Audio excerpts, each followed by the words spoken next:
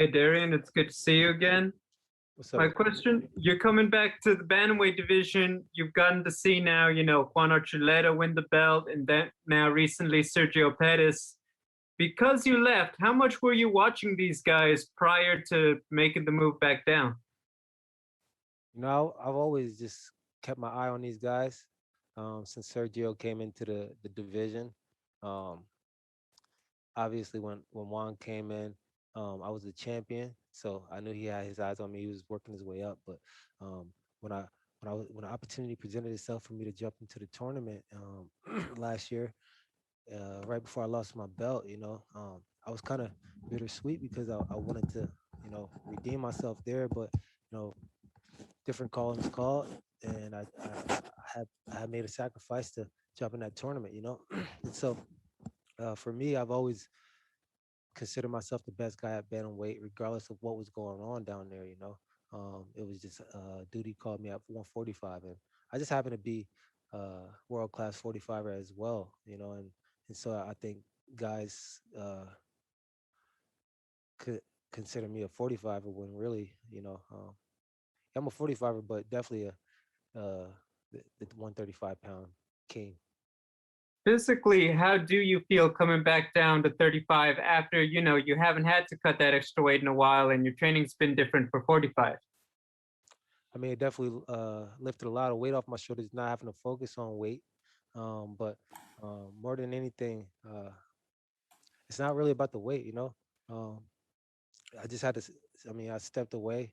I mean, we were able to fill out the division, when I was there. It was, I was winning, I was defending my title, in a minute and 15 seconds, blowing through guys. So now that we have a a bunch of guys down there that are, real names, I mean, they're real studs down there, and can't, I'm being, if we're being 100% honest, with a pool like Horiguchi and the champion Archuleta, or the former champ Archuleta, and the now champion Pettis, those are real studs. So for me to be at 45 and for that field to get filled out like it did, I mean, it just puts things in perspective. I'm ready to go back down and clean house again. Jim? Jim Barcelona with Miami Herald. Curious for you, how did training go for this one? Did you, because of that, in your answer, your last question, did you train with anyone differently for this one to get ready for it? Yeah, I changed gyms, completely moved my life uh, to Southern Florida. Um, I'm out in Deerfields at Sanford MMA, training under Henry Hoof, um, Greg Jones, Jason Strout, just to name a few.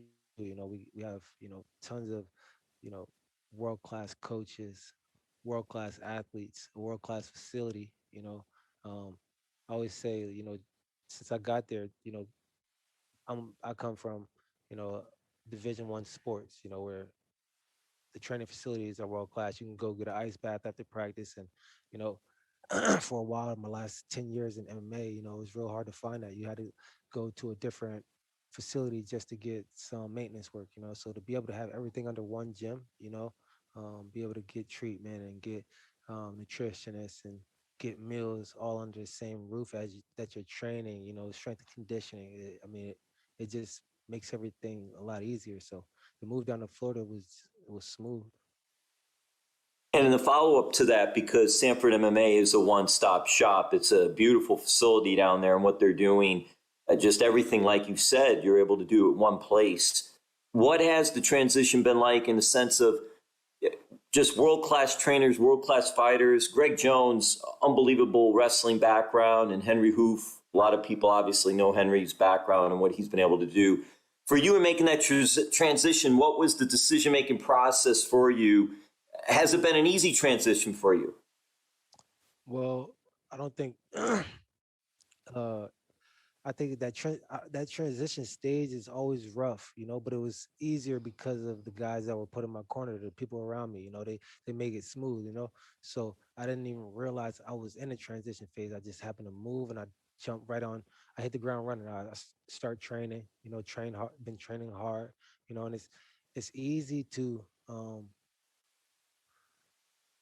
fall into that space where, where I was in my last previous fight, where I'll get up on Saturdays, and just because we're in quarantine and I got amateurs to train with, I don't make that Saturday practice. I don't get up and put the extra miles of work in. It's easy to do that, when when you're around guys that aren't motivated, coaches that aren't as motivated as you with the same goals, And so when you surround yourself with guys that have ambition on bigger things in the sport, it just puts things in perspective and push like it just basically ignited me and put a fire under my ass, make me want to work harder. I just been grinding ever since I got to South Florida, and I mean it's a credit to everybody around me, but obviously I got to get up and do it myself. So I want to thank me too. Well, very good. All the best, Darrion, and a lot of world-class fighters down there, man. You got a good place to train. Yeah, not for sure. Thank you. All right, Michael. Hey, Darrion, how are you? What's up, Mike? Everything good, man. I wanted to ask, how do you prepare and put yourself mentally and spiritually back on track to be back for that bantamweight championship? Well, had to set new goals, After that setback in November, I had to um, go back to the drawing board and figure out what exactly it was that I needed to do to get back on top. And one being going back down to 135, another being a change in gyms, another being just an overall change in lifestyle. I completely moved my life, my dogs and everything to South Florida. So that sacrifice, it always just makes me more hungry. Having a new outlook on things, waking up next to the beach, is just a different feeling. Thank you so much for your time. Sergio. Hi, this is Sergio from Fighter Path MMA. How are you doing? What's up, Sergio? So you've had a couple rematches in your career, and you've had mixed results. Obviously, you lost to Kyoji Horiguchi, but you also have a win as well against Joe Taimanglo. So, what lessons can you apply from those rematches? What can you take from those rematches and apply to this one here? Obviously, there's a bigger gap between these two fights.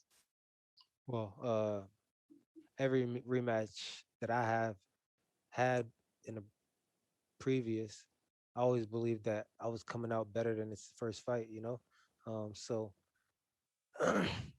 I can imagine him coming out feeling that way, but in the same sense, I'm coming out feeling that way as well. So I think you're gonna see a better me that night come Friday.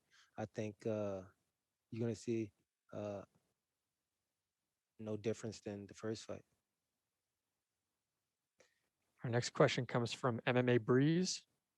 Hey, Darrion, it's Breeze with the MMA Breeze. Sanford is such a complete gym, so deep in talent. You're not the only guy to make the full-time transition there this last year. Why did you choose Sanford, and were you looking anywhere else? I chose Sanford because we got great coaches, great training partners, great facilities. Um, when I look to my right, I got Michael Chandler training hard over here. I got Nick Lentz screaming in my ear while Henry Hoof's over here, making sure Anthony Johnson's on point, So just have that around you, puts everything in perspective. You can't dog anything, you got real dogs in the room, you got real killers. And if you want to stand out, you have to be a killer yourself. You got to be a real dog yourself. And so my goal is always always been, wherever I go, is to stand out. And so um, I'm here at Sanford. I want to bring a belt back to the gym, and you know solidify my name here at in Southern Florida, and continue my legacy here at Bellator. That's always been my thing, is be the best Bellator bantamweight there was. So continue to make strides toward that. Awesome. Thank you. All right, one or two more here. Ronald. This is Ronald E. Smith from Getting Real. Darrion, how you doing? What's up, Ron? Hey, man, I can't complain, man. And just quoting from what you said on Instagram, you said your road to redemption and it's the beginning of a whole new chapter. So in your words, what do you mean when you say you're start to begin a new chapter?